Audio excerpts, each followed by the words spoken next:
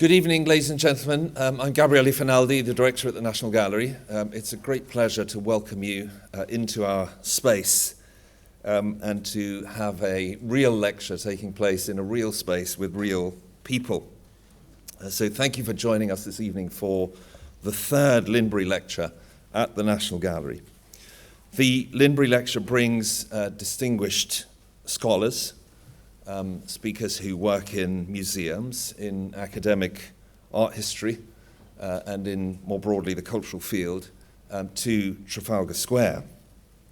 Previous lecturers in the series have been Laurence Descartes, who, when she gave the first of the Linbury Lectures at the National Gallery in 2019, was director of the Musée d'Orsay, but was very soon after raised to the highest heavens to become director of the Louvre. I'm sure there's a connection there.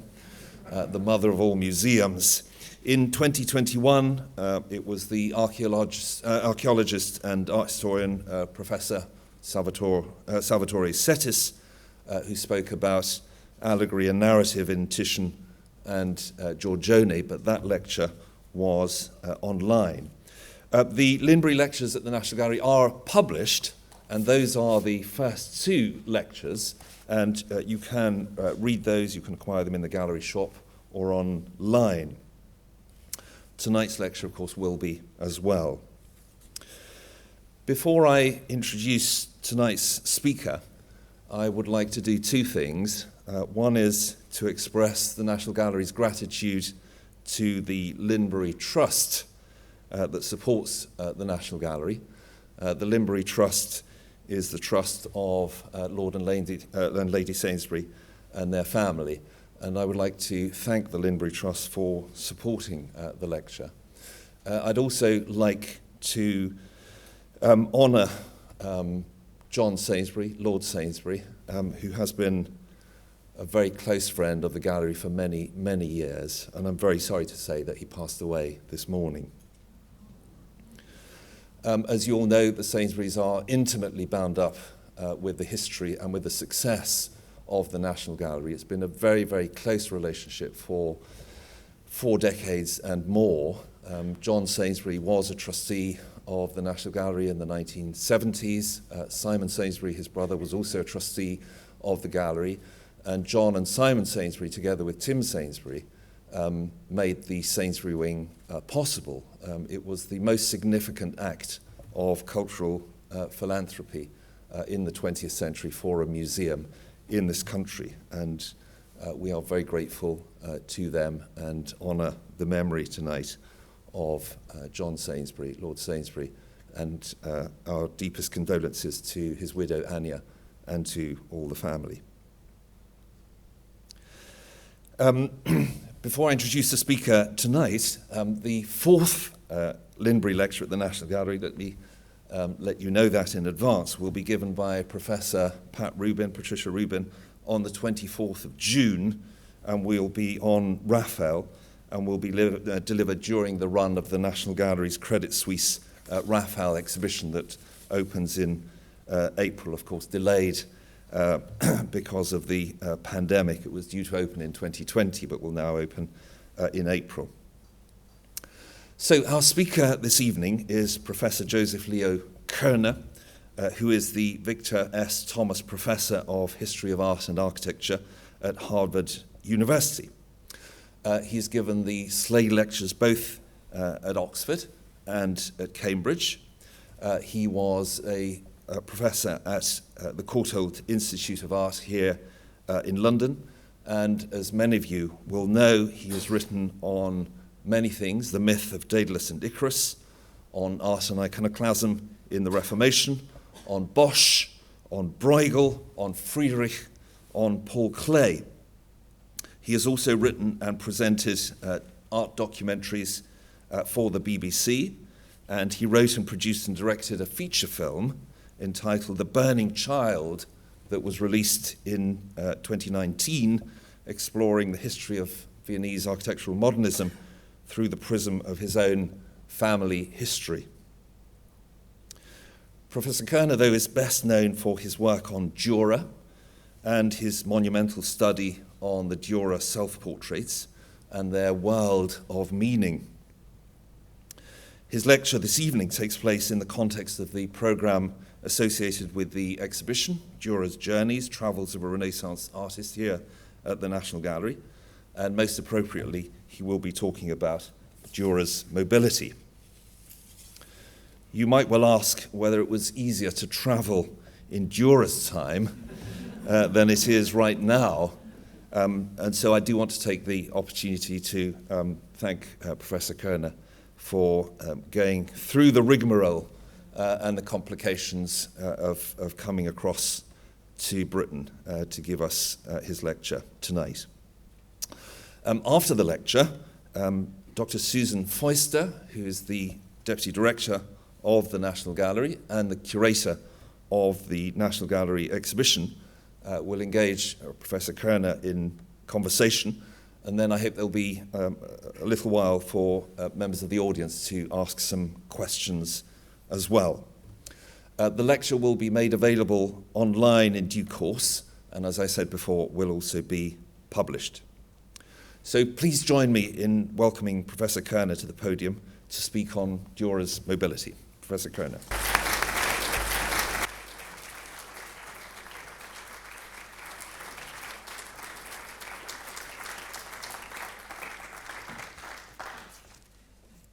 Thank you very much for that generous introduction. And I am honored, delighted, and frankly relieved to be here with you in person, celebrating the works of Albrecht Dürer that have traveled here after many delays. The exhibition commemorates a difficult journey Dürer himself made 500 years ago. And here is where he disembarked at Antwerp, as this German painter spelled the city's name, after recording the date 1520. The festive inscription contrasts to the informal sketch inscribed. Dürer kept the lower right blank of the sheet, and he allowed the edge of the wharf to disappear into rippling waters. But he meticulously portrayed the dense cluster of buildings squeezed up against the harbor gate, with the pinnacle of a nearby roof soaring out of the drawing. It's a note-perfect veduta, without any hesitation, without any error, even at its tangled focus, where a seaward tower meets the jumble of boats docked along the quay. Dürer captures the differently shaped and equipped sterns of the two foreground crafts, but then he left their bows mostly void, and he treated the play of masts, spars, and stays somewhat precisely, sometimes though not, allowing penline and ship's rigging to merge. This spontaneity is effective.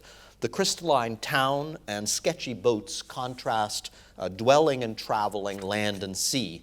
And in the angle where the two different orders meet, Dürer introduced a human figure in motion.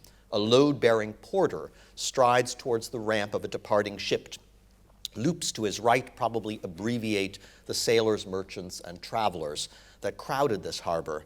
Because at 1520, Antwerp was one of the world's busiest ports, Europe's gateway to Asia, Africa, and the Americas. Dürer summons the city's dynamism through the momentum of his pen. In a few adventurous strokes, he captures the harbor's zigzagging edge as viewed from a random point in space. This tacking diagonal is an artistic departure. Heinrich Wölfflin admired Dürer's drawing of Antwerp. In Wölfflin's scheme, diagonal compositions undermined, quote, the tectonics of the image because they obscured the rectangularity of the picture space, end quote. Breaking with closed forms of the Renaissance, the diagonal was open, mobile, and adventurous. Wölfflin dubbed the diagonal the direction of the Baroque. And it is tempting to extend a historical vector from Dürer's precocious drawing to future harbor scenes by Ruysdael and Canaletto. Certainly the jagged profile of the wharf transports us past the converging boats and buildings out along the horizon to future harbors. The drawing's unfinished state enhances this expansiveness, as if the artist's attention itself moved relentlessly and restlessly elsewhere. The parts left out lie in the area where the artist stood, drawing Antwerp's harbor. It's also where on the page Dürer's right hand kept arriving to make the sketch. The view proceeds outward from the artist, resisting return. Dürer decided to leave the drawing unfinished. The date and title finalize the sketch, and not just privately to recall to the artist where and when he did it, but publicly too, on the assumption that others, distant in time and place, would want to know. At 1520, this was an extravagant assumption, but it found support in what actually happened when Dürer set foot in Antwerp.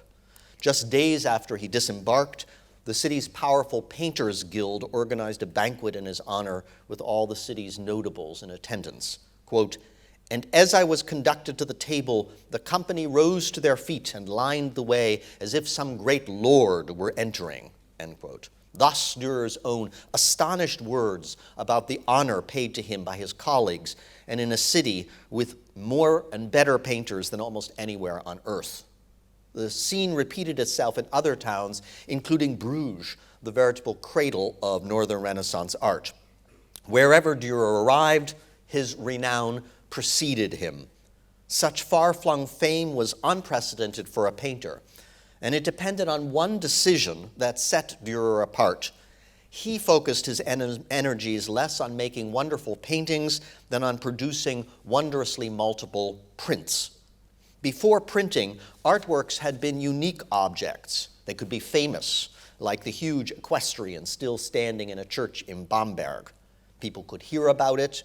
Dürer could ride a day or two to Bamberg to see the horseman. And we know that from his journal, when he visited cities, he asked to see their famous artworks. But to see a masterpiece, you had to travel to it. Prints, by contrast, traveled to you. A German word captures this mobility. Popular woodcuts are called Flugblätter, flying leaves of paper tossed about by the winds of commerce and fortune. Dürer's hosts in Antwerp celebrated him because most of them had seen, owned, or collected prints by his hand. Each print was one of countless identical impressions disseminated locally in a growing circle of admirers, as well as globally to an emerging market for luxuries and collectibles, the very market that made Antwerp rich. Also decisively, this artist made sure that each of these dispersed instances of his art linked back to him, because each impression bore his trademark, the D nestled beneath the squared initial A. Dürer traveled to the Netherlands with a load of his prints to sell or gift along the way. Of the 110 transactions he made with prints, 3/4 were gift exchanges. The artist understood that fame came by distributing his person in his products and by growing a network connected virtually to himself. To an imperial secretary and to a traveling Augsburg patrician, he gave each a curated sampler of whole sheets, half sheets, quarter sheets, and books. To an itinerant Italian painter trained by Raphael, he gave, quote, "the best pieces from my entire prints," end quote. Valued by Dürer at 6 florins, by Dürer's estimation, this presentation reciprocated to the Italian's gift of a gold ring worth 5 florins. Dürer, in other words, thought that his prints were more than their weight in gold. And that was the beauty of it. Paper, made of old soiled rags, but processed into blank, durable, and lightweight sheets that could be transported in bundles. Paper distributed Dürer's art cheaply, widely, and swiftly. It was this mobility and the distance viewing it enabled that caused Dürer's personal arrival to be so celebrated. The motion of Dürer's person, in other words, paled by comparison with the mobility of his products. If historians hail him as the best-known artist-traveler of the Renaissance, this is, again, a result of paper, which preserved letters, drawings, and a precious journal of his wanderings. There's nothing unusual about an artist who traveled widely, since painters had long been an itinerant lot, seeking work where they could find it, or attaching themselves to noble courts, which, ruling separate territories, moved from place to place. Jan van Eyck worked first for John of Bavaria in his residence in The Hague, and then for Philip the Good's Burgundian court in Bruges. Van Eyck traveled widely under Philip's employ, including, according to surviving documents, on 2 secret missions and to, quote-unquote, certain distant lands. But where these journeys took him, or what he did or thought along the way, the documents don't say. We know from Dürer himself that his goldsmith father moved to Nuremberg from Hungary by way of the Netherlands. Nothing survives of these travels except what's contained in the elder Dürer's name. His birthplace, Atyos, means door in Hungarian. Atyos means door in Hungarian, so this traveling craftsman called himself Dürer from Tür, German for door. Dürer's painter son would revel in the transported and translated toponymic. Open doors serve as ciphers for the vast vistas his images give. Dürer's woodcut coat of arms displays an open door surmounted by an African, the latter derived from his mother's family crest, but fortuitously suggesting distant places beyond the door. In the print, Dürer's door opens to blank white paper, this artist's promised land. When he traveled, Dürer brought paper with him, and he purchased more paper along the way. He drew this hand in Venice on Venetian blue paper. Working on this novel surface yielded insights about how to make bodies look three-dimensional and mobile. Using white and gray, Dürer treated his blue support not as a neutral surface, but as an active agent between highlights and shadows. Dürer brought blue paper back to Nuremberg, and he applied lessons he learned from this drawing material to future woodcuts and engravings. In the prints he made after returning from Venice, he developed an important new illusion. Through hatched lines, he created an encompassing gray middle tone between the black ink and the white paper. Dürer's travels are famous because they left behind a paper trail. We can follow his trip to the Netherlands thanks to the written record he kept of his movements, encounters, and transactions. Extant in 2 early copies, this accounting book was originally a paper notebook, as this one surviving page shows. On it, Dürer sketched a coat worn by members of the Beguine religious order. He recorded the garment's size and how it was folded and worn. Quote, "This part goes over the head," he explains. Dürer proposed a trickier folding problem in 1525, inviting readers to put, quote, "the solid together using 2 layers of paper glued together and then cut to the depth of one with a sharp knife," end quote. Paper displays the diagram. Cut and pasted paper also serves as an experimental instrument. Besides his paper journal and his bundles of prints, Dürer carried with him a sketchbook for making pen drawings and charcoal drawings, and another sketchbook for metal point drawings with pages prepared with chalk ground. On the left, a contemporary example of such a book with the silver stylus used as a handy shutting device. Dürer brought most of his silver points back to Nuremberg, where they would be curated for posterity. Now, we know for sure that Dürer drew on blue paper in 1506 in Italy because of 10 surviving letters he wrote from Venice to his friend Willibald Pirkheimer. Sent without an envelope, the pages were simply folded, addressed, and sealed. To access the letter, Pirkheimer had to open Dürer's door-bearing seal, another nice play on his name. It's chiefly from Dürer's chatty and sometimes humorous letters to Pirkheimer that the artist's personality comes to light. In the last of these letters, Dürer reflects on himself at a distance from the standpoint of travel. After announcing he'll be leaving Venice soon, speeding home with a courier, he makes a sudden lament. "Oh, how I will shiver and yearn for the sun. Here I am a gentleman, but at home a parasite." A schmarotzer is Dürer's word for it. From the warmth of a Venetian autumn, in a land that dignified the art of painting, Dürer pictures himself back in damp, cold Nuremberg. Treated as a scrounger at other people's tables, he will never feel quite at home again. Dürer realized this contrast through his experience of travel, and he communicated this experience on something that could travel. Paper moved quickly between Venice and Nuremberg by courier. The modern postal system was created by Emperor Maximilian in Innsbruck in 1490. It connected his Alpine residence to cities in Italy, Germany, and the Netherlands. Establishing a network of courier relay routes with fixed departure and arrival dates, the system did more than speed up paper communications.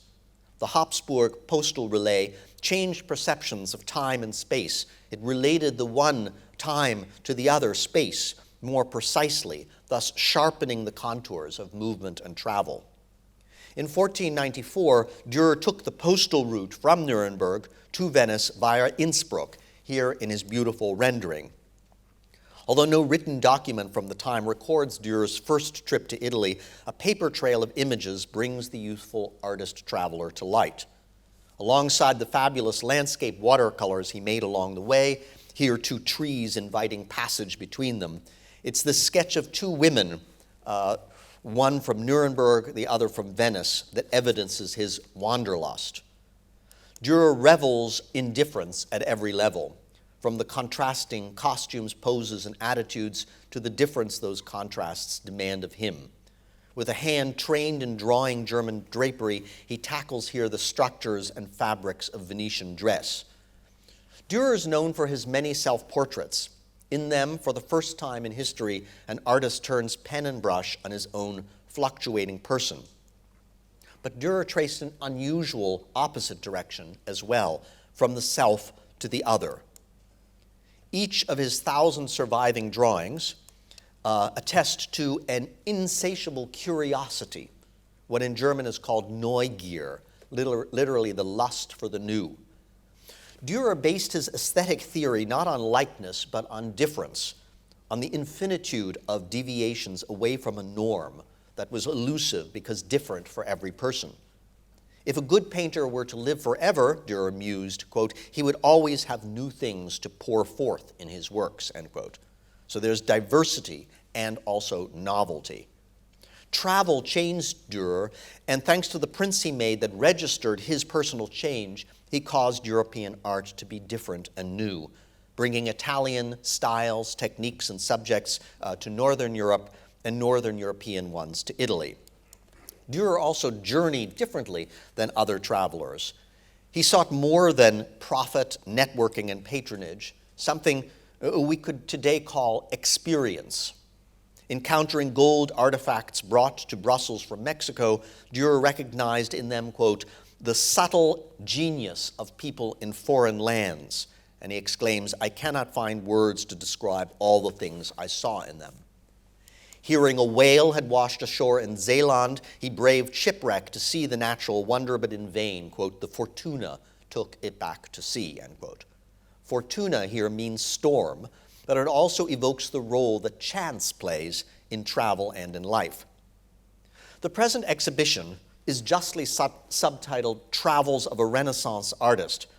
Not only does Dürer exemplify the era associated with artistic rebirth, something also dawned in him on his journeys that was new and, I dare say, modern.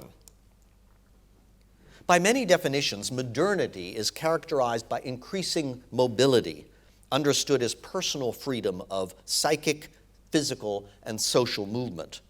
Modernity is also marked by a change of personality, a change that equips people to function successfully in shifting times and encourages them to seek unfamiliar situations.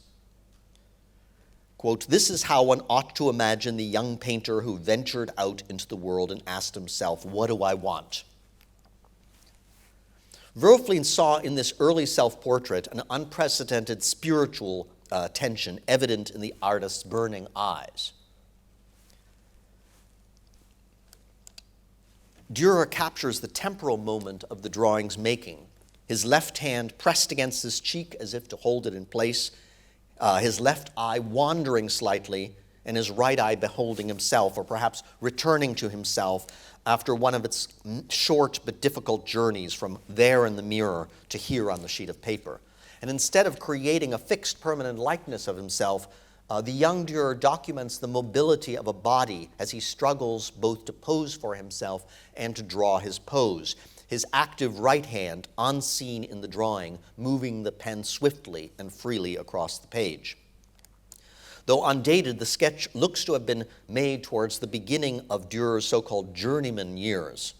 A drawing of the Holy Family on the recto finds the artist diligently practicing sacred subjects and crumpled drapery, competences required of painters, sculptors, and printmakers of the time. In a family chronicle transcribed and updated in 1524, Dürer reports that he had been raised to be a goldsmith like his father, but, quote, "my desire drew me more to painting." He had this desire, this lust, when he was 15. His father apprenticed him to Michael Wohlgemuth, Nuremberg's leading painter. Although painting was the craft that the young Albrecht Dürer pursued, already in Wohlgemuth's workshop, he encountered a new endeavor, the design of woodblocks for printing. Here, the opening pages of the World Chronicle, published in 1493 on the press of Dürer's godfather, Anton Koberger, with almost 2,000 woodcuts by Wohlgemuth's shop. In 1493, after 3 years of apprenticeship in painting and printmaking, Dürer began his Wanderschaft, probably having staked his future on the medium of ink on paper. In his travels, he sought to acquire the skills recently developed in southern Germany by Martin Schongauer and others for copper engravings. Dürer hoped to apply these skills to the medium of woodcut, which, printable in thousands of copies, had a much wider communicative reach than engravings. In other words, Dürer wanted to make something like the woodcut on the right look as beautiful and as informative as the Schongauer engraving on the left.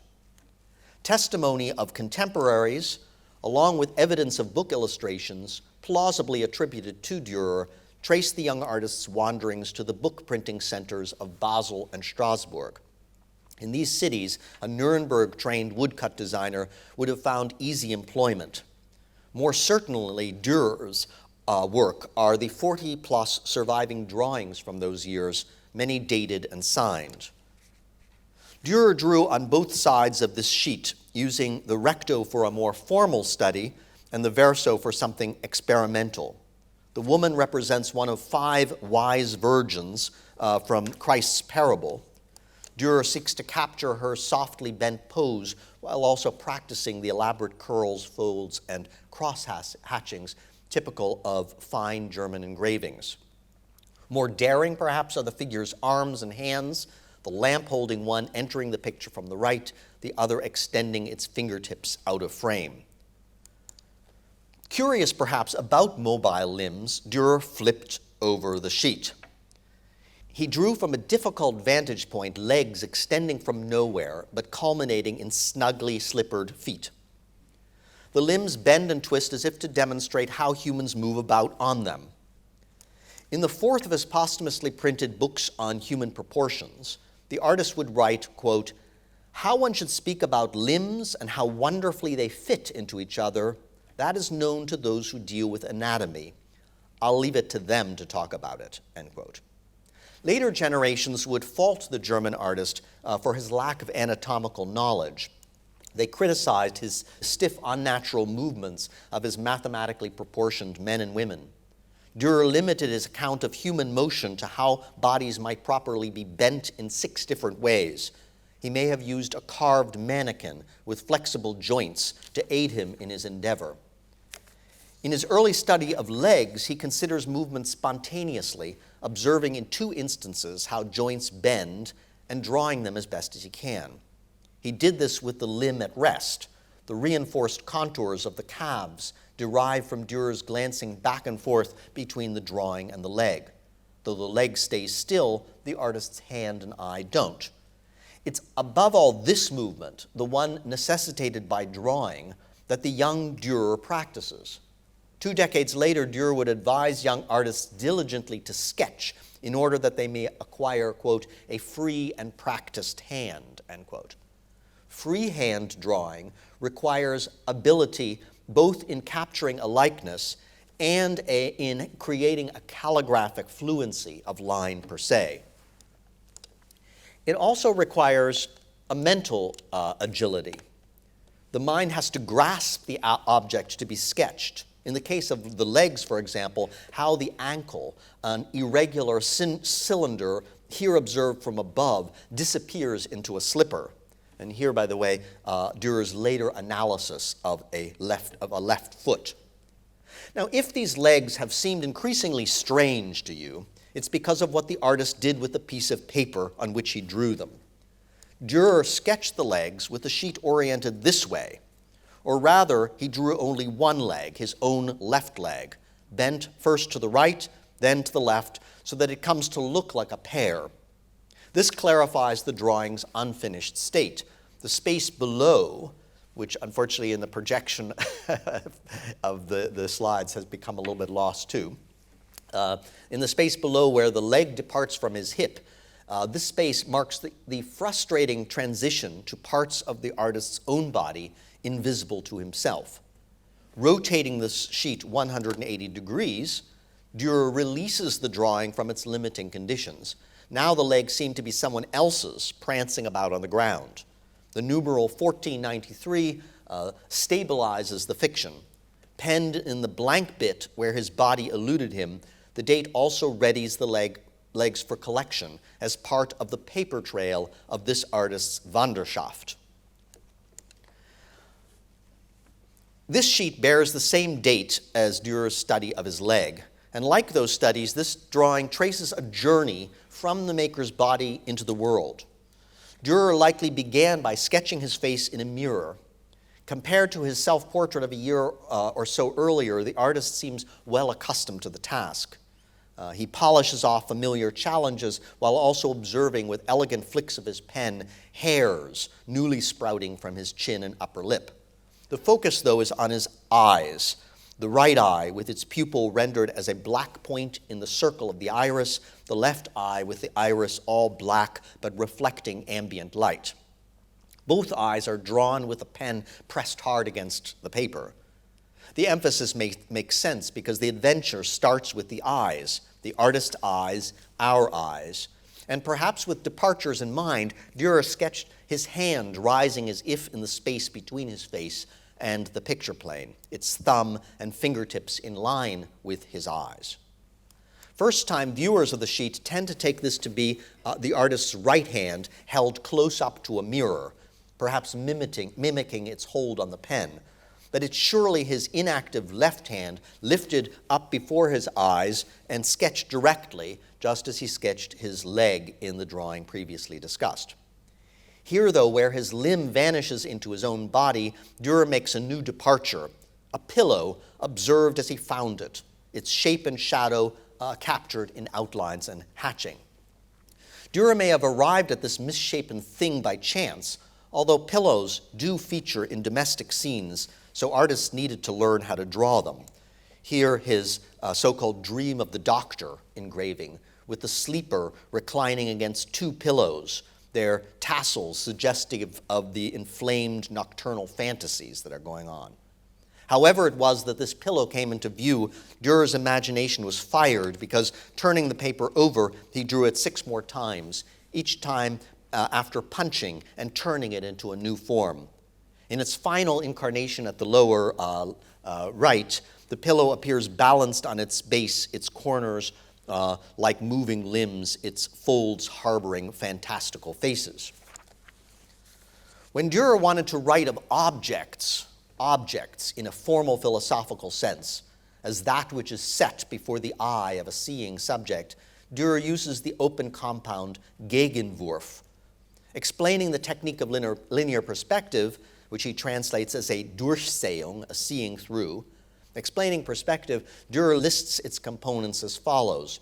The first is the eye that sees, the other is the Gegenvorf that is seen, the third is the distance in between.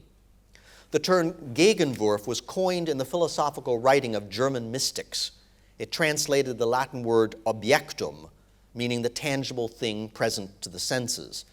The root of objectum is jacere, meaning to throw, but also to build or to establish. Similarly, the German Gegenvorf means the present thing, the given, is something tossed before the senses. And it can also mean material that can be worked, as well as matter out of which something can be made. By either definition, the word includes a strong element of mobility, whether as the movement that brings a thing before the eye or the movement involved in making. The pillow lies each time at rest, although its shape resulted from and remembers motions to which it previously had been subject. The purpose of drawing folds was to master the portrayal of human motion. German artists chiefly represented figures in motion through twisted and folding drapery, indicating a figure's movement in and through space. The pillows are studies of the same object successively twisted and posed. The studies function to train Dürer to capture on a sheet of paper the elusive volumes and surfaces of a most elemental Gegenvorf. For what is a pillow but two rectangular sheets or planes with stuffing in between? The object becomes complicated when it is tossed or crumpled. The artist warmed up to his primordial task. At study number 4, he decided to isolate the pillow from any surrounding environment, save the page itself. The pillow now becomes eerily animated, like 6 stop-motion images of a moving object in time. Dürer drew this St. Christopher in Antwerp. He records presenting 4 sketches of the saint, quote, on gray paper heightened with white, to a painter named Joachim Patinier, probably as a wedding gift. St. Christopher was the patron saint of travelers. This drawing may be one of those gifts, by the way. Travelers wore small effigies of the saint, like this one by Dürer's own design. This holy protector preoccupied the artist on his own journey through the Netherlands. He made these 2 engravings in 1521, presumably upon his safe return to Nuremberg. In the one, the saint walks with the river's current, eyes ahead, while in the other he strides upstream. Perhaps at the moment Christ reveals his identity to the striding saint, he looks backwards. But it was while Dürer was still in Antwerp that he made this remarkable sheet. Imagine the German artist drawing these 9 St. Christophers with Patinier looking on. Not only does Dürer portray the figure striding every which way, these movements had to be performed with the pen, itself moving in all directions. Consider the virtuoso reversals of viewpoint and bearing, each complicated by whirling winds and rushing waters. To draw these required the artist's hand to move with equal freedom in all directions, unaffected by the natural biases of fingers, wrists, elbows, and arm. In the 9th sketch, lower right, the saint and Dürer's pen seem both to accelerate, elongating the figure. Patinier would have applauded the encore. He was, in Dürer's words, a good landscape painter, but when Patinier needed figures for his paintings, he teamed up with painters better at the task. With its river setting, the St. Christopher legend lent itself to landscape painting. Dürer's gift was practical, therefore, the gift of a body in motion. Transferred to one of Patinier's paintings, it could raise its price and its artistry, for nothing was valued more in Renaissance art than the ability to depict motion as the index of liveliness and indeed of life. Though lifelike, the 9 St. Christophers were not drawn from a living model in different poses. They derived instead from Dürer's mobile imagination. Learned opinion held sight to be a receptive faculty. Each object emitted a constant flood of likenesses of itself. Also called species, simulacra, and idols, these images flitted through space to be received by the eye and processed by the brain. St. Christopher, for example, saved from sudden death anyone who looked upon a crafted image of him.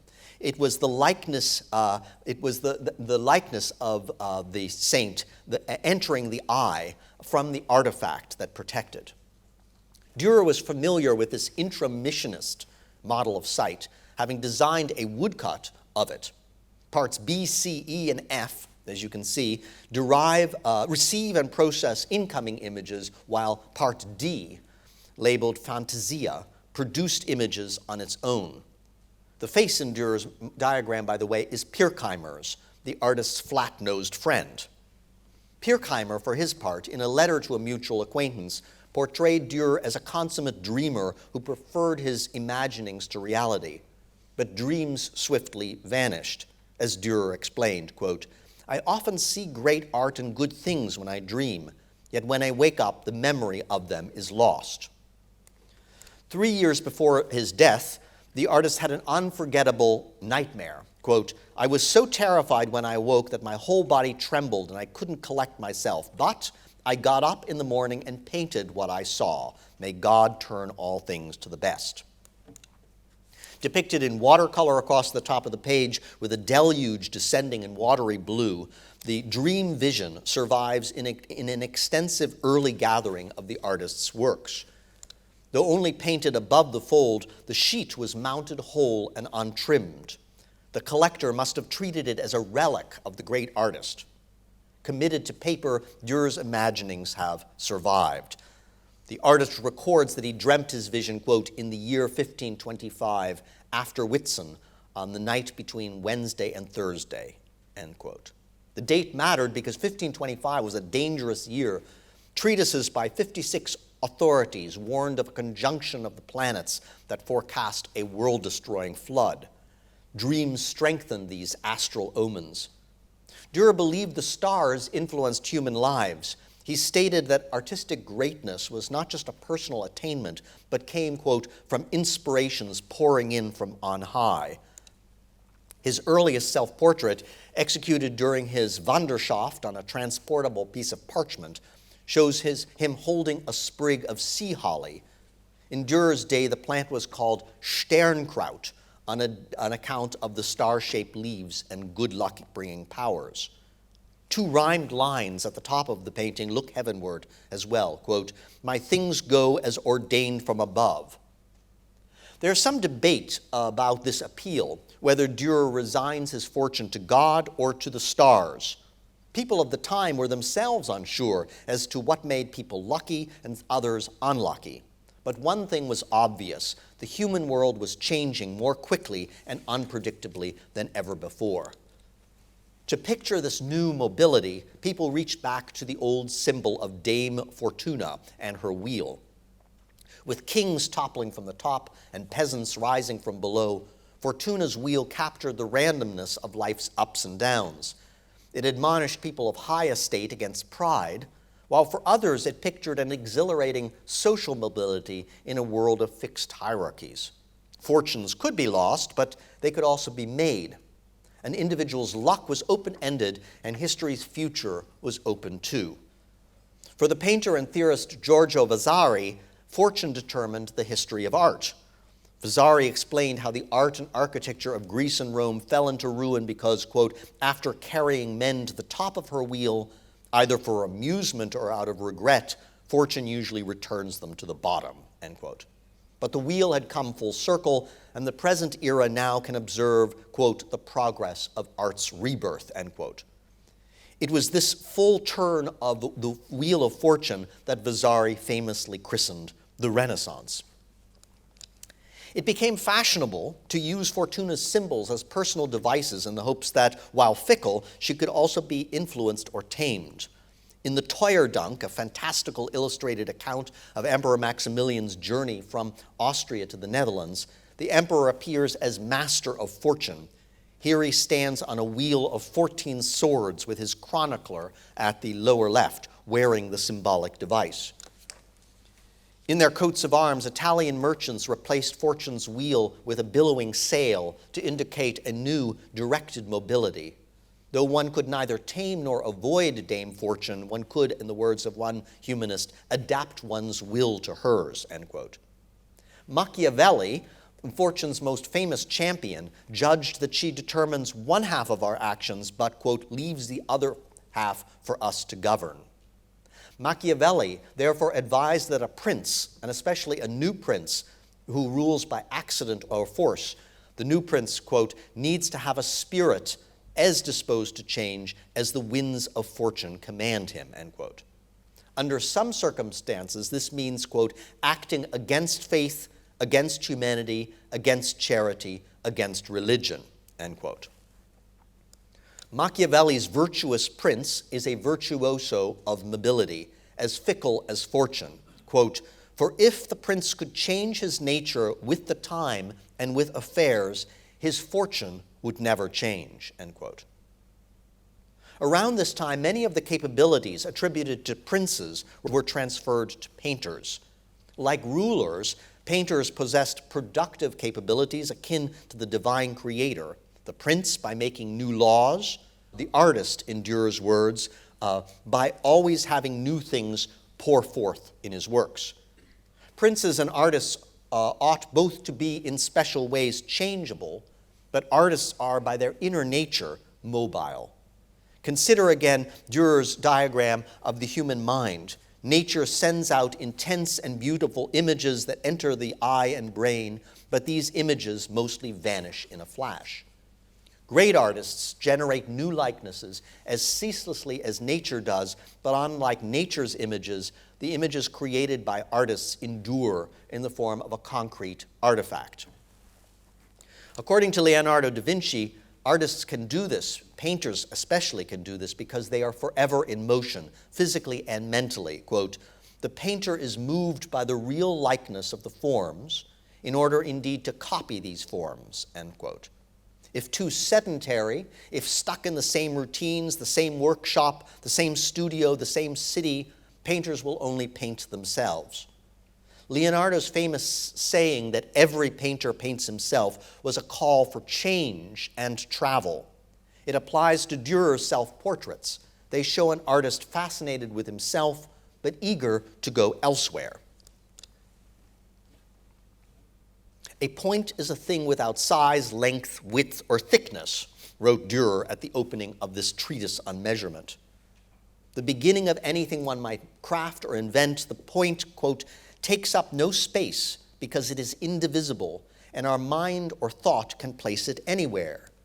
In my mind, he goes on, I may throw a point up high in the air, or I might drop it into the depths where I cannot reach it with my body, end quote.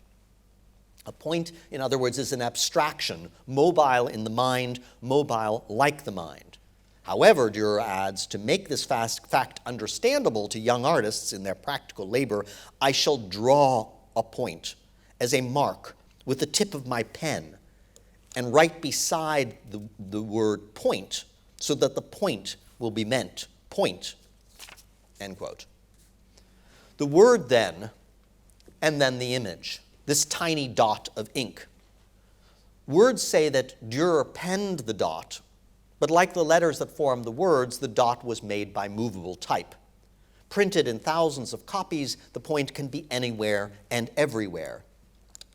In his treatise, Dürer will add other points and connect them to form lines and then planes, solids, and human bodies. And at the end of his theoretical labor, as in his earliest sketches, these bodies will bend and move. But it's their being imprinted on paper that makes these images of motion into images in motion. In principle, paper can be made anywhere. The simple technique allowed cultures wide variations in the materials and processes used. Invented in China before the 2nd century BCE, papermaking arrived in Europe after a long journey lasting more than 1,000 years. By 1500, Europeans had long forgotten paper's Chinese and Muslim Arab origins. They fancied they had invented it themselves. Despite this global diffusion, good papermaking remains a local product and has local character. It requires plenty of clean water to liquefy the pulp, and in European manufacture, water to power the hammers that beat the rags to pulp. Wire watermarks first appear in Italian paper made during the 14th century.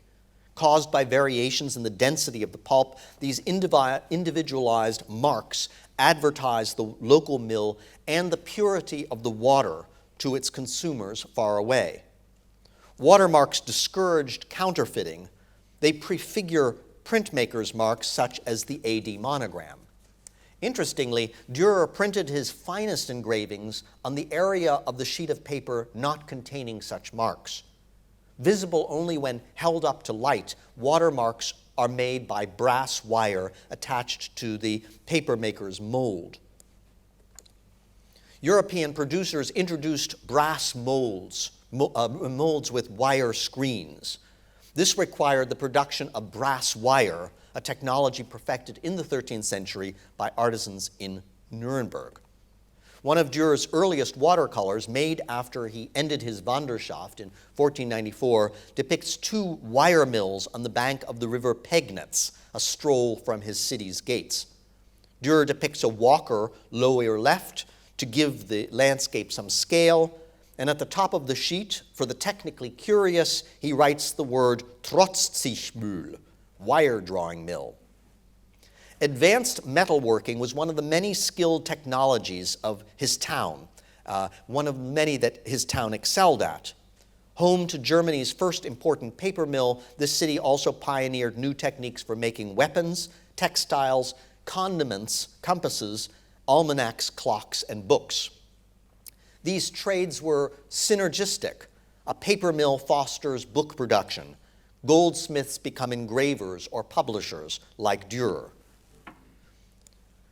Nuremberg also claims to have invented the globe, stereographic road maps, and the pocket watch. Aids for travel, these inventions themselves traveled through an extensive trade network of Nuremberg's merchants. A description of Germany published in 1512 placed Nuremberg at the geographical midpoint of Europe and argued that the city's centrality was political, economic, and cultural. The book's author, Johann Cochleus, toured Europe with Pirkheimer's three nephews. Cochleus observed that Nuremberg's tradesmen were famous globetrotters who went wherever money might be made. Cochleus mentions Dürer only briefly. He praises recent images of Christ's Passion that Dürer, quote, painted, engraved in copper, and printed himself, all depicted in correct perspective, end quote. And then he goes on to say, merchants from all over Europe buy them as examples for their painters, end quote. Dürer's engravings, therefore, are understood as acting at a distance. They changed how painters elsewhere painted. They internationalized artistic standards, including the correct use of perspective. So Dürer was fortunate to have been born among citizens on the move. His wide-traveling Hungarian-born father enlisted Anton Koberger to be the young Albrecht's godfather. Trained as a goldsmith, Koberger hailed from a modest Nuremberg baker's family. But in 1470, he married a wealthy woman and switched to book publishing. He would eventually become Germany's most successful publisher, owning 2 paper mills and 24 printing presses and maintaining offices as far away as Lyon and Budapest. Rising through a second marriage to the city's upper class, Koberger embarked on expensive ventures with huge print runs like the Nuremberg World Chronicle. This was the project that the painter Wohlgemuth worked on, as you'll recall, while training young Dürer. When Dürer returned from his first trip to Italy, Koberger sold or perhaps loaned his godson a printing press, enabling Dürer to publish his woodcuts under his own name. But the young artist received something even more valuable from his socially mobile godfather, the idea of communicating to the world on paper. Waging on paper came with hazards. Books are fragile, transported in crates by wagon or boat. They risked seawater in a ship's hold or rainwater in a carrier. Ships could be delayed by weather, sunk by storms, robbed by pirates, or attacked in war. And when they did reach their goal, their paper cargo easily went astray because few people could read. Dürer reports suffering a huge loss thanks to an ill-fated transport. Booksellers employed agents at every port at considerable expense. A printed Flugblatt was even more vulnerable since it was not bound in a protective book, which helps explain why so few of the millions produced have survived until today. paper's safe, swift arrival to a paying public, this was Koberger's biggest challenge. 12 years after they were printed, 558 copies of the World Chronicle remained unsold, more than a quarter of the original edition. Meanwhile, smaller and cheaper pirate editions flourished.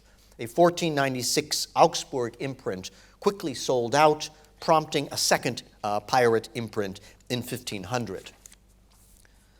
Dürer deterred plagiarism by initialing his prints, and he defended his copyright in Venice and Nuremberg, but only half successfully.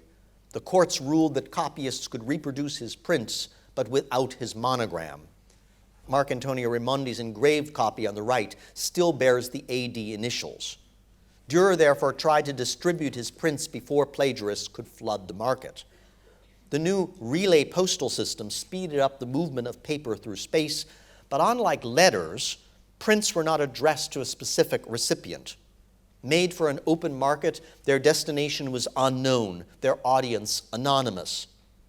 Dürer sold some of his prints at trade fairs, but to extend his reach, he engaged book peddlers, a novel undertaking for an artist. Already in 1497, he enlisted 2 coal porters to transport his products, and the contract says, to transport his products to the towns and cities by diligently traveling from one land to the other, end quote. Dürer drew up the contract just before completing his breakthrough masterpiece. The Apocalypse with Pictures was not a set of loose-leaf woodcuts for display, as one tends to think of it today, but a book with 15 pages of biblical text facing 15 full-page illustrations. Dürer endeavored to send this picture book of the world's final catastrophe out more swiftly and efficiently than Koberger had his chronicle of the world's past history. Now, what happens at the other end, that was anyone's guess. Dürer made his paper products on spec, as it were, rather than on commission, as painters usually did. He could only hope that they would find an audience. Not a single written report survives of how viewers originally understood his prints.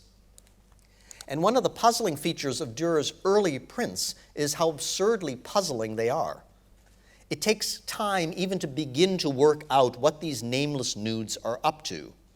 Even after we've spotted the skull on the floor and the devil in the doorway and deduced that they may be witches, their activity, well hidden behind their bodies, remains obscure. And so do the letters OMG, written teasingly below the date 1497. We aren't the only ones baffled by this detail. A printmaker of Dürer's father's generation, Israel von Meckenem, copied the engraving faithfully on a copper plate, but he changed OMG to GBA. Working far from Nuremberg, he probably didn't understand the OMG. Maybe he didn't care, assured that his prints would sell. And Israel von Meckenem understood that obscurity was a selling point, since whatever these women are doing, it's bad news for us. So we better pay close attention to the print's every little detail. In the case of his Apocalypse, Dürer magnifies the sense of urgency. Dürer released the book in 1498 on the eve of the half millennium. And even to viewers not worried about that ominous-sounding date, 1500, the woodcuts would terrify, for they pictured as never before what the end of all things will look like. Dürer makes spectacular use of his paper medium. On just one half the sheet, he gives us a vast vista of the mundane world with ships sailing off to new worlds. Remember, Columbus had made landfall just 6 years before. Up above appear strange visions that would have been less, visionary had Dürer tried to paint them in full color on a panel, say. The white of the paper allows storm clouds and cosmic catastrophe to merge. The angel's body becomes material and immaterial in paper representation. Its legs, 2 columns bursting into flames. Dürer shows just a slice of an emergency happening everywhere. Placing us on a ground that's crumbling underfoot, he wants us to experience the last moment's momentum. The scales of justice whip behind their bearer, and the horse in front presses its head against the image's very edge. Long before modern stop-action photos, the three racing horses read like successive instances of a single body in rapid motion.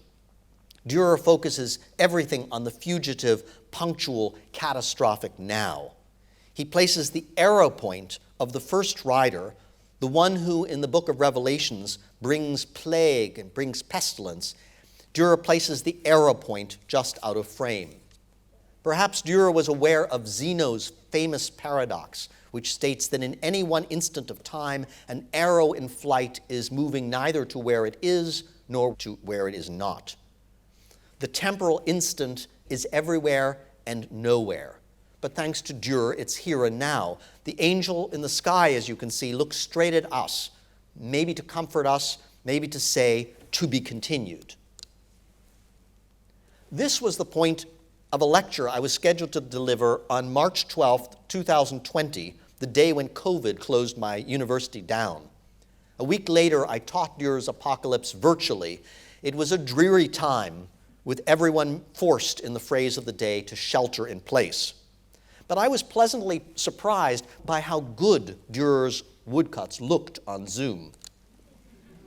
Their powerful medium-resolution imagery seemed custom-made for laptop screens, unstable connections, and wavering attention spans.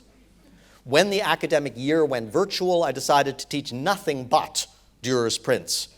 I wagered that what the artist achieved on paper would work now on this new interface, which shared instantly his visions and his dreams.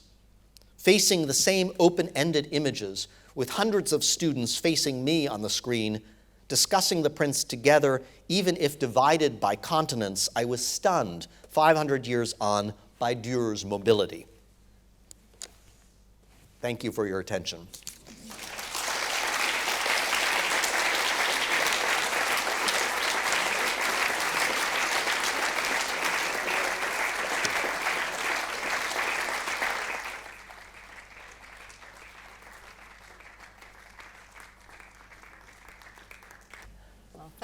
Thank you very much indeed for that wonderfully rich lecture. I think you examined Dürer from so many different perspectives, and actually you had some wonderful images and some very filmic uses of PowerPoint, which were very enjoyable, I think. Thank you.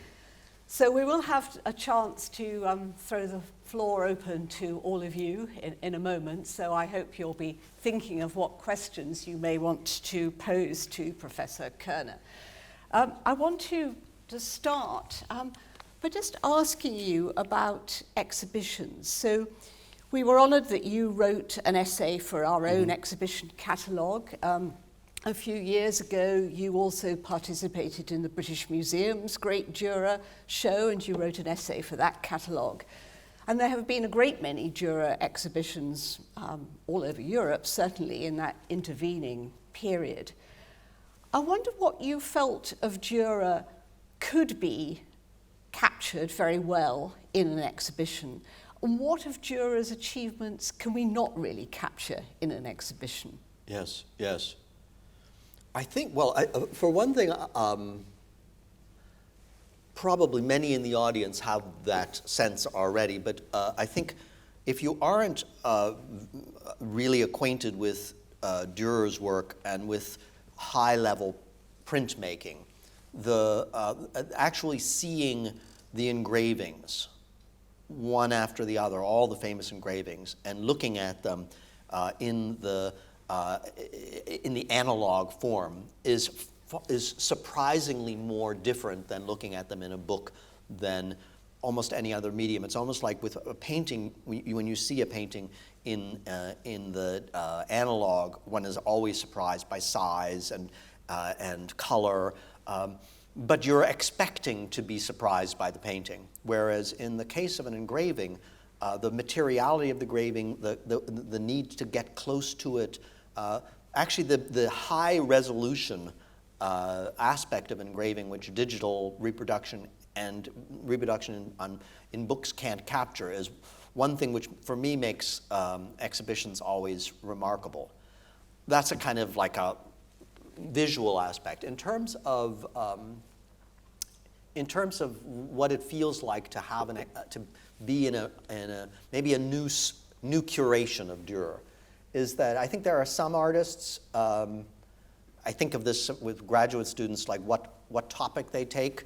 Some artists you can work on for a very long time. Some artists maybe a little bit less. With Dürer, you really can spend your whole life looking at his. They're not and that's what I was in a way trying to capture with the mobility aspect. Is there's no part of his picture that isn't already thinking the next phase, thinking the next thing he's going to do.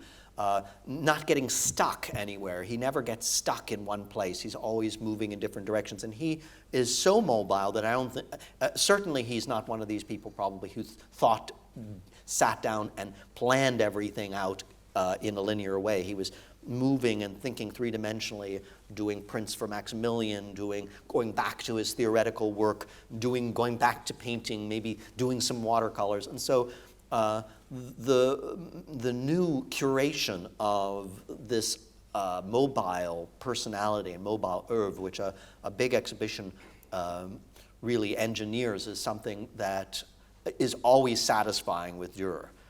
You never feel, that there are too many works. Mm-hmm. You never feel, I've seen it before. There's always, if you're bored, it's sort of like they say, then you're bored of life. If you're bored of Dürer, you're bored of life. And so I think that it's bound to be new. Now, I think this exhibition is really interesting because, and I somewhat accidentally tried to make that point, which is that I think when you go into the show and see all the dispersed pages of the silver point notebook, of the chalk drawings, of the pen drawings, and you see them spread out, you do see the degree to which something that came from this person was dispersed out, but in some very profound sense, it was always also thought of Dürer as all belonging to himself, that all somehow it's him who's collecting it. And one of the really fascinating things about Dürer and paper is that he is one of the first individuals who curates his own paper collection. And in the exhibition where we'll have the sheet of Martin Schongauer, Dürer, like a good art historian, in addition to being an artist, he writes Schongauer on it. So he's collecting it, he's collating it, he's going to put it into an album which will eventually become things like the art book of Albrecht Dürer. So seeing that both that reliance on paper and also that spreading things out and bringing things back together and having them brought back together in an exhibition like that it makes sense for Dürer. You spread it out, you bring it back. And I think that's how he thought of his own art. I mean, obviously exhibitions give you the sense of the materiality. I mean, with prints, there's a three-dimensional element, isn't there, when you actually see the real thing, and yes, particularly a good impression of the real thing. That seems very important.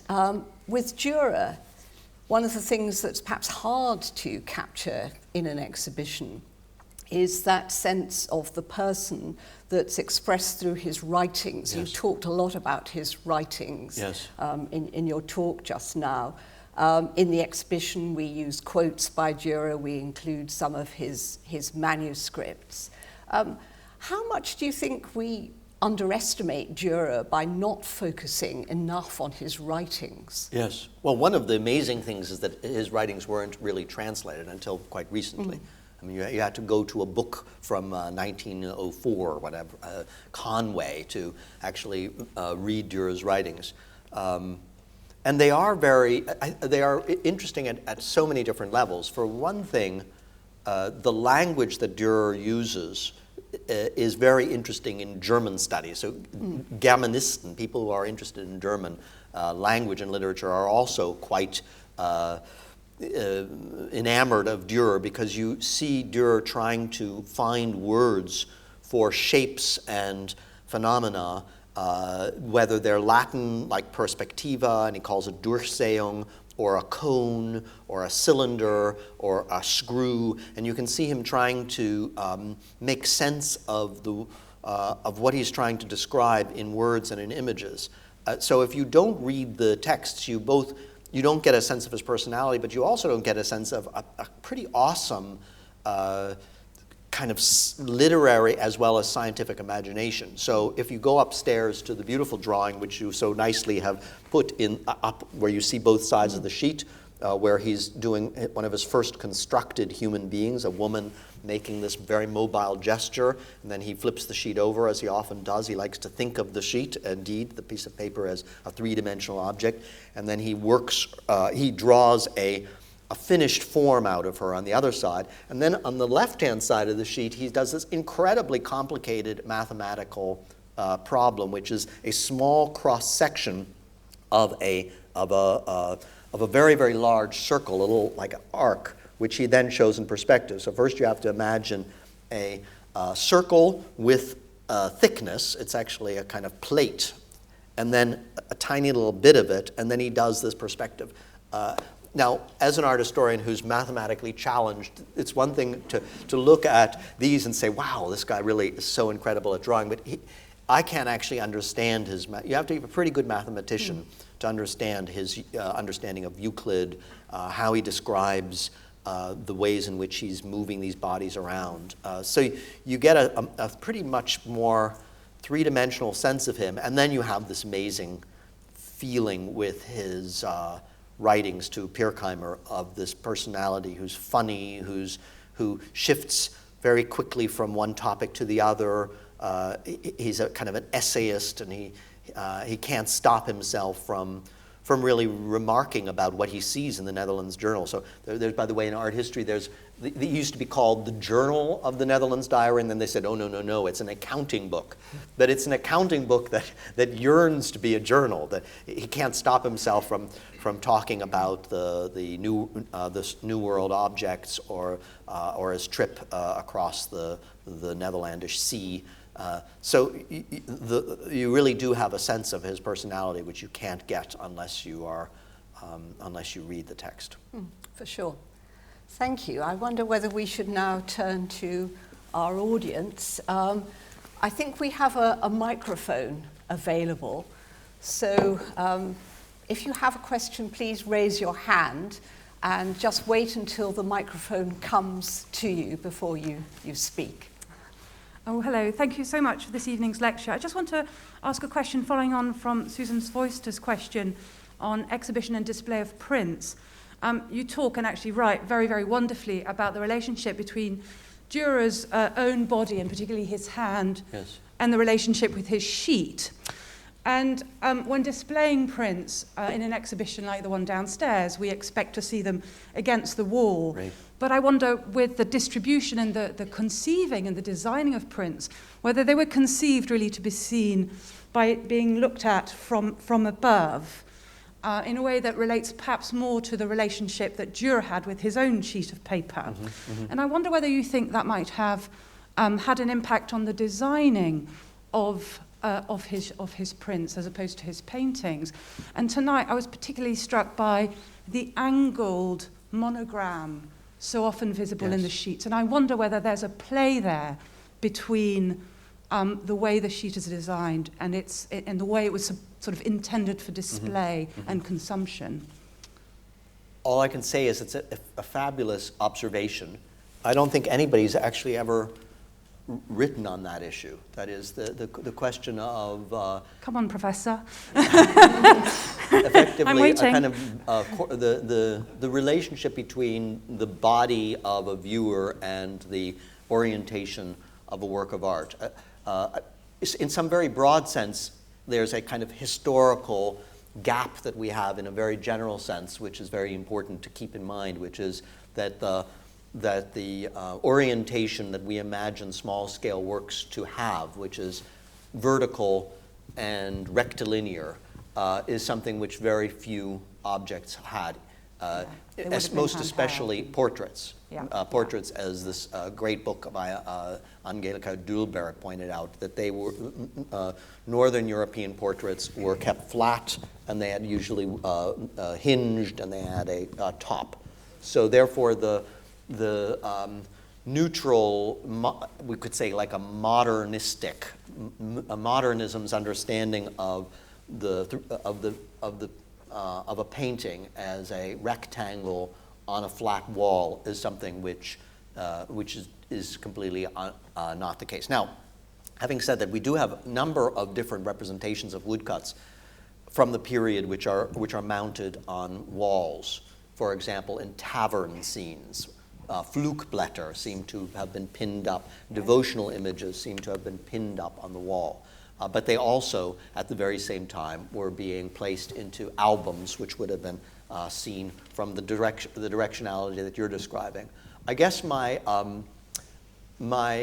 working assumption with Albrecht Dürer, I would have two working assumptions. One is that Dürer, I think, really couldn't know the answer to your question because he was so open-ended. He understood that there was no way of knowing what would happen at the receiving end. And so he sends these things out, and he can't really tell. Maybe it might be a failure.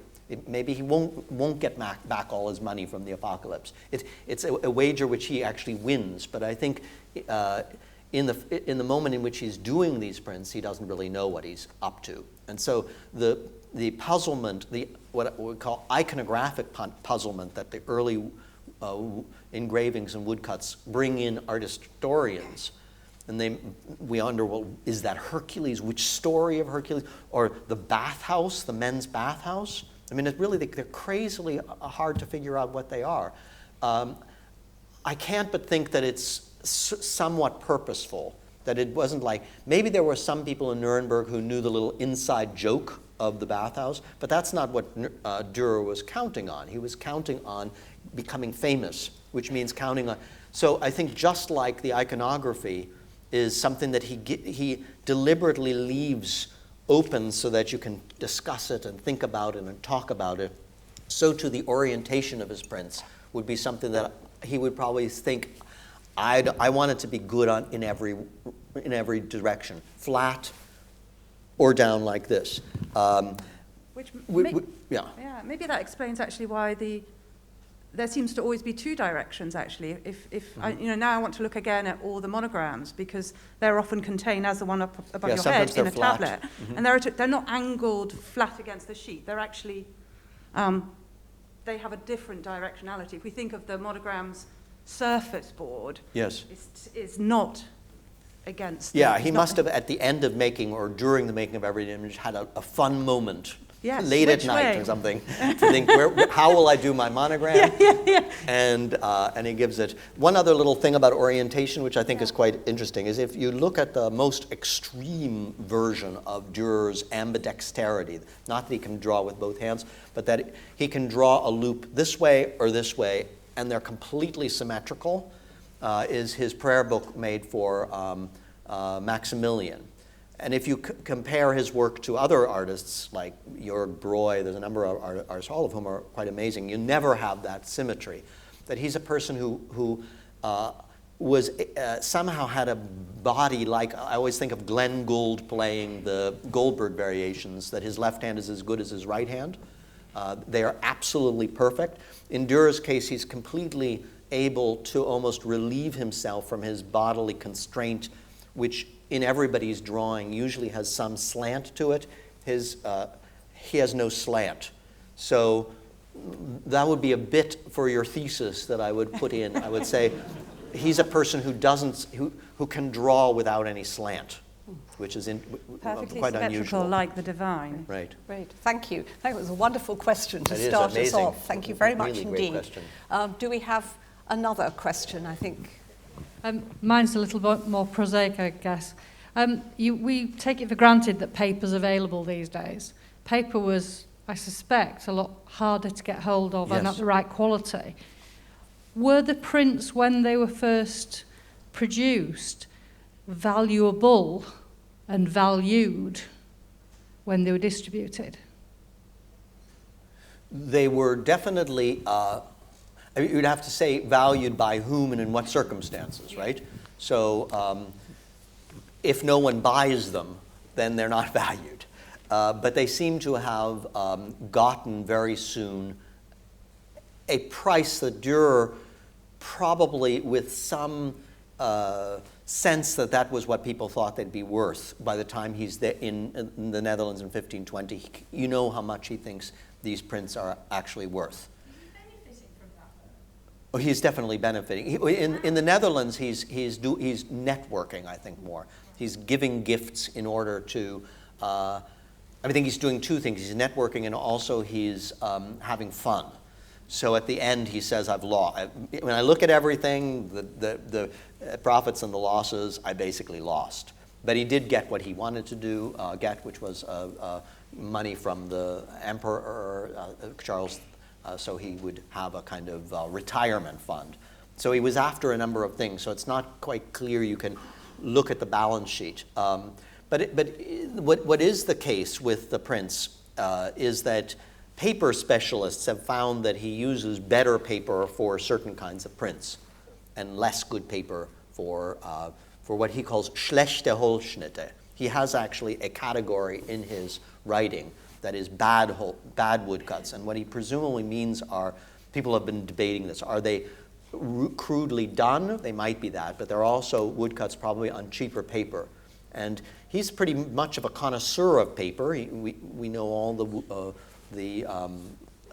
paper, the watermarks that he uses, and he prefers the high crown paper throughout his career. And then, as I said, he doesn't actually want watermarks.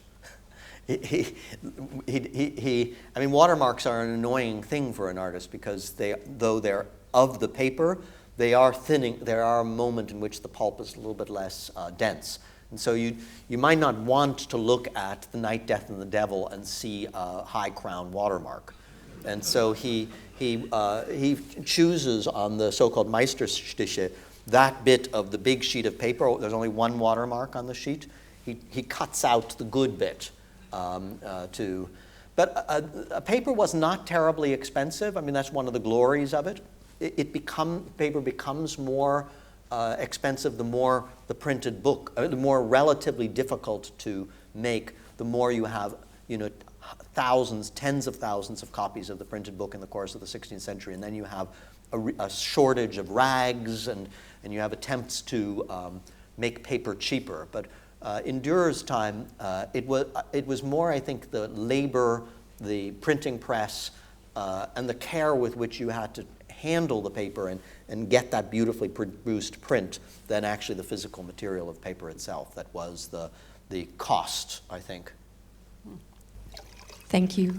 My question is, let's say you're sitting and chatting with your friend, Dürer, and you tell him what surprised you about teaching young humans that experience the world through screens. What would you tell him about what surprised you? Have you noticed any difference? Have they learned to look in a different way? And what would you ask him? If you were just sitting and chatting, what do you wish you could ask him? Thank you.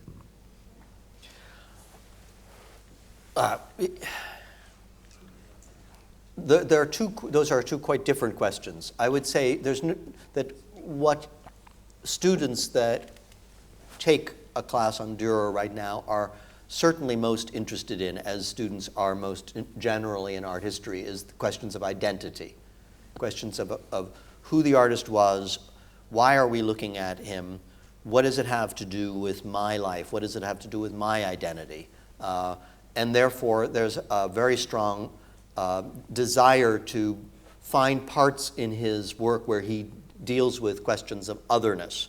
The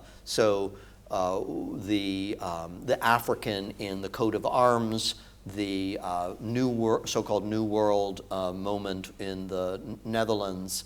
I find teaching his understanding of beauty is very interesting, even though it's quite complicated, because again, it deals with the question of identity.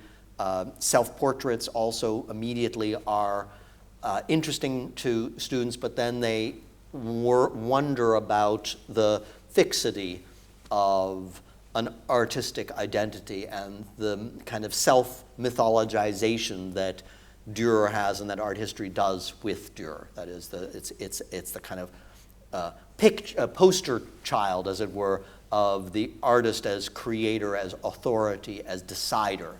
And so I think students are are rightly skeptical of that model, and so they look at him skeptically. And I think what one finds then is areas of uncertainty, areas of where what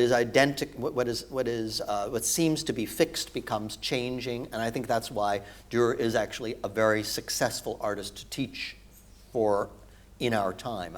I think he has that capacity. In terms of what I would ask him, I certainly would want to know, of all the little bits, strangely enough, I think I would want to know what he meant when he said that, and looked at the objects from Mexico brought back by Cortes, and said that he saw in them the ingenium of people of different places. That is a word that's reserved for himself, in his hopes for himself, not necessarily that he thinks he's a genius, but that he understands there is such a thing and he hopes to be a genius. But it's definitely not his students, his apprentices. It's not other artists. It's not most of the artists he sees in Italy when he goes down to Venice, who he thinks are sort of less good than Bellini and less good than himself. But he sees in this golden object something that is amazing to him. And I think he must see something about the gold, how it's worked because of his father, that he knew how to make gold. He knew something artisanal. So I would like to have known what he saw in that. I'd also like to take him to the task about the texts on his Passion brochures, which are pretty ferociously anti-Jewish. I would have wanted to hear, did he think this was, how did that work? I'd love to have heard what his take was on witches, whether he thought of it as a learned fiction or whether he was worried by it. And I suppose it would just be amazing to sit by and see him in like a studio visit, like you see an artist in their studio, and see how he spends his day. Well, we're having some wonderful questions tonight. There might just be time for one or two more. When Dürer traveled, did he travel alone? Did he have an entourage of pupils and technicians, or did he train people up locally? How did all that work? So when he traveled to, we don't know the answer to many of those earlier trips. One assumes that when he went to Italy for the first time, and there's a debate whether he did, I believe he did, he probably went in a kind of entourage as a young person traveling with merchants who went all the time to Italy. That's why I think it's highly likely he went, because Nuremberg merchants would go sometimes twice a year. There's wonderful stories of them, of German merchants sliding down the Brenner Pass on his lederhosen, as it were, because it was ice and it was the last time you could get over before it all snowed in. So it wasn't a hard thing to do. But we also know that he traveled with a courier home, which would have been a smaller group, maybe one horse, or a smaller, faster group to get back home when he's there in 1506. We know that when he goes to the Netherlands, we know that he goes with his wife and a maid. So there are three of them, no more, just three. And we know that because he pays people and he pays for their lodging and he moves from place to place. And we know that there were boatmen who he pays for. So when he's on his Netherlands journey, he's just the wife and the one servant. In his shop, it doesn't seem likely that he would have brought apprentices with him. In fact, almost certainly he didn't. He left them there when he went in 1506 to Venice, and we suspect that one of them or a group of them were involved in keeping the shop going, with Agnes, his wife, overseeing it. There were theories that his disciple Hans Baldwin Green was working as the kind of the assistant manager, but there's no proof of that. But he didn't bring anybody with him, or at least there's no indication that he brought anybody with him. He was by himself.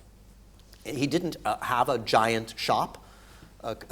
He had apprentices and assistants, but compared to somebody like the very prolific Lucas Cranach, who produced hundreds and hundreds of almost identical paintings in a short period of time to fill the castles of the electors of Saxony. Dürer was much more about small-scale production and then about the print.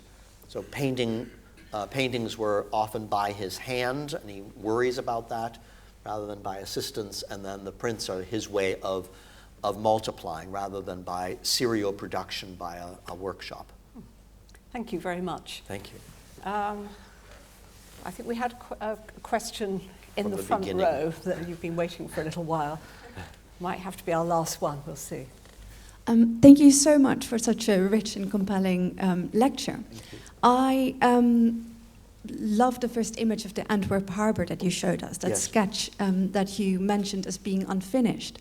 And that made me think about the watercolor that's in the exhibition of Trento, in which Dürer kind of consciously left out the people, and the Yes. other watercolor that hangs next to it of the wonderful rocks, but that also has kind of big whiter area. Right. And it just made me think of the concept of unfinished or leaving things out in his drawings or sketches, and I was wondering if you could elaborate on that. Yes. Yeah, it's a fascinating aspect of his work. I wouldn't attribute to him some overall theory of unfinishedness like Michelangelo. That is, some idea that the unfinished is in itself a kind of formula for something that shouldn't be finished. I don't think that's part of his way of thinking. I think he has two impulses which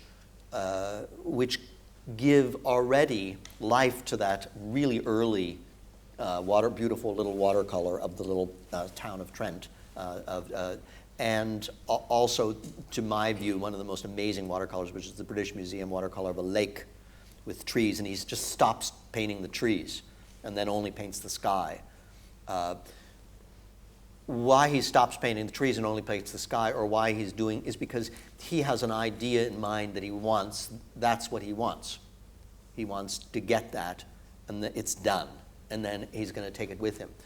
So it's like you see his attention he's found what he wants to do, and then he stops. But if it were not for the fact that Dürer also has an almost infallible sense of what the physical object of a drawing or print looks like, then the unfinishedness would be bothersome. But that he actually he knows that it looks really good the way it is. And that's something that really distinguishes him. And again, this is something that is an aspect which exhibitions show, is many times when you look at a Dürer show of his drawings, there's almost nothing, not a single drawing doesn't sort of work in some almost calligraphic formal way, like something about its design and how he understands the sheet of paper that he's working on, that he has a kind of an almost musical sense that this works, and I'm going to leave it.